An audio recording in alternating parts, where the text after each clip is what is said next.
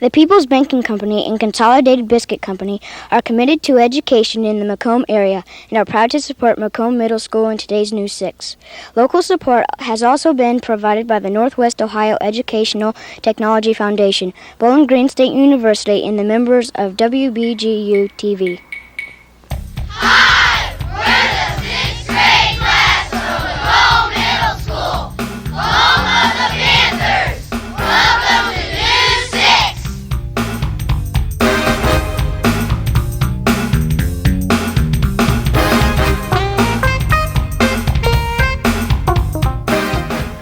Hi, I'm Brad Lawsey from McComb Middle School. Welcome to News 6. With today's first story, here's Tricia Riker. Have you ever wondered what it would be like to fight a fire? Many small towns in Northwest Ohio rely on volunteer firefighters to protect us from fires and other hazards. Kimberly Ritter and Amanda Williams took the 6th grade to the McComb Fire Department to find out more about it. Hi, I'm Kimberly Ritter. And I'm Amanda Williams. We're here at the fire station talking with Chief Don Courtwright. Chief, what kind of special clothing do firefighters wear? We have what they call turnout gear, which consists of boots, turnout pants, coat, gloves, a hood, and a helmet with a visor to keep the firefighters protected from injury. What kind of training is required to be a firefighter? It takes 36 hours. You have to be 18 years old, a graduate of high school, and then you still get 36 hours of basic training to become a basic firefighter. How do you know when there's a fire? Alarm goes off on our pager, which all of the fire department has. Once we hear the tone, they get a voice message, and everybody responds from wherever they're at to the fire station, and we proceed on to the fire.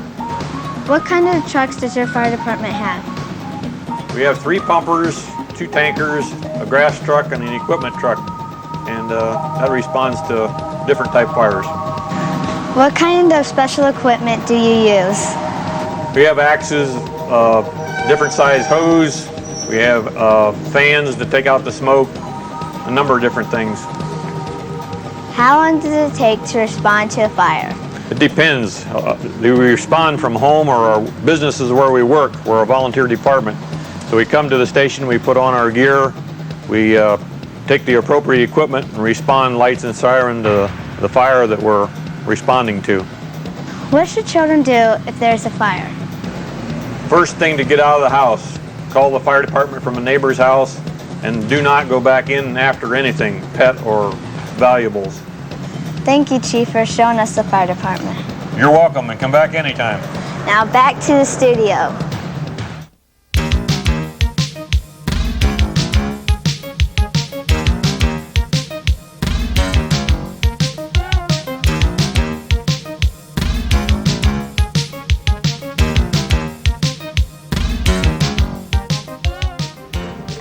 Today's News 6 is produced by McComb Middle School. Our town is located just 7 miles east of Findlay.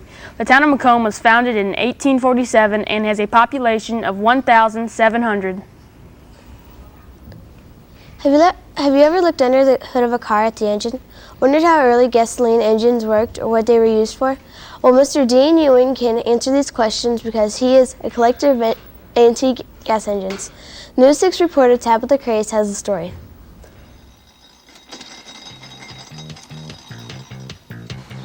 Hi, I'm Tabitha Crace, and I'm here talking with Dean Ewing about his antique gas engines. When did you start collecting these antique gas engines? About 25 years ago. And how old is your oldest one? My oldest engine is 1910. It was given to me by a friend. It was very bad condition. It took a lot of work to repair it. I had to get a gear, put some teeth in another gear. It was designed to pump water, and it's here, it does pump water. Why do you collect these engines? I grew up on a farm, and my father had one to pump water for the livestock. And the engine didn't run. My brothers and sister and I had to pump the water for the livestock, so I got interested in keeping the engine running. How do these engines work? Very much like your automobile engine, but they're much older and much cruder. They have a They're one cylinder. They have a piston, a connecting rod, and of course a crankshaft and the flywheels which store the energy. They run on gasoline. That's about it, I guess. How many antique gas engines do you have, and what do you do with them? Approximately 30. I repair them and take them to antique machinery shows. Which one is your favorite and why? It's the 1911 6 horsepower International Famous. It's my favorite because it is rare and runs very nice and attracts a lot of attention at shows. Thank you, Mr. Ewing, for sharing your antique gas engines with News 6. This week's Kids View asked the 6th graders from McComb Middle School about making movies. Here's what we found out. Hi, I'm Christy Connolly with today's Kids View question, which is, if you could make any movie, what would it be about? I would make a movie about football because I enjoy playing the sport. I'd make a movie about cats because I really like cats. I would make a movie about race cars because I like watching race cars. Our last story is about a family-owned business that makes one of my favorite foods, pizza. Tony Wells and Pam Schaefer visited Smutley's Pizza Company in downtown Macomb to find out more. Hi, I'm Pam Schaefer. And I'm Tony Wells, and we're here talking with Diane Smith of Smutley's Pizza. Diane, how did you get started in the pizza business? Well, we've always wanted to have our own restaurant, and as a family we decided to pull together, and this building was available, and we just decided to start. What kind of pizzas do you serve?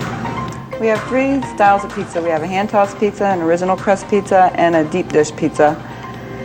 The reason we came up with these 3 was we experimented before we opened up, and we had families and friends come in, and we tried different sauces on them, and that's what everybody decided they liked, so that's what we went with. How do you make a pizza?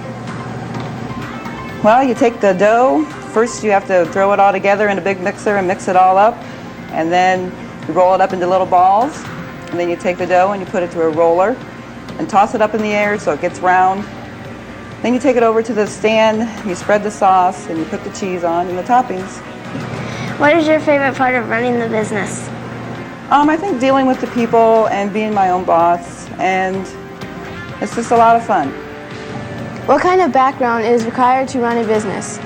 Well, you need to know about math, you need to know about cooking when you own a restaurant, you need to know how to get along with people, and you need to know how to get along as being an employer, to get along with your employees, to run the payroll. It's just a lot of things. Thank you for talking with us, Diane. Now back to the studio. This week in Critics Corner, Macomb Middle School selected the Stories to Solve, folk tales from around the world, compiled by George Shannon, illustrated by Peter Siss. The stories in this book come from folk tales of other countries. Each story is a mystery or puzzle the reader must solve. This book is fun to read and to share with a friend, because sometimes 2 heads are better than 1 when solving puzzling stories. That's all for this week's show. Be sure to tune in next week with the 6th grade class of Bryan Middle School with Visits News 6.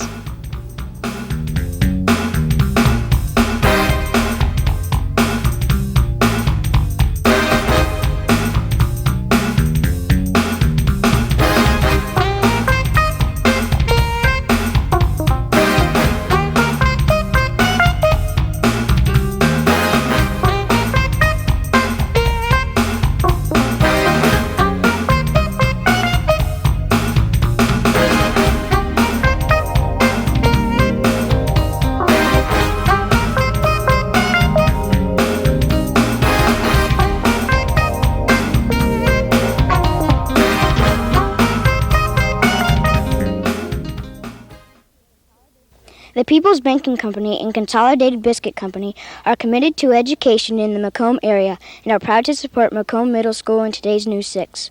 Local support has also been provided by the Northwest Ohio Educational Technology Foundation, Bowling Green State University, and the members of WBGU-TV.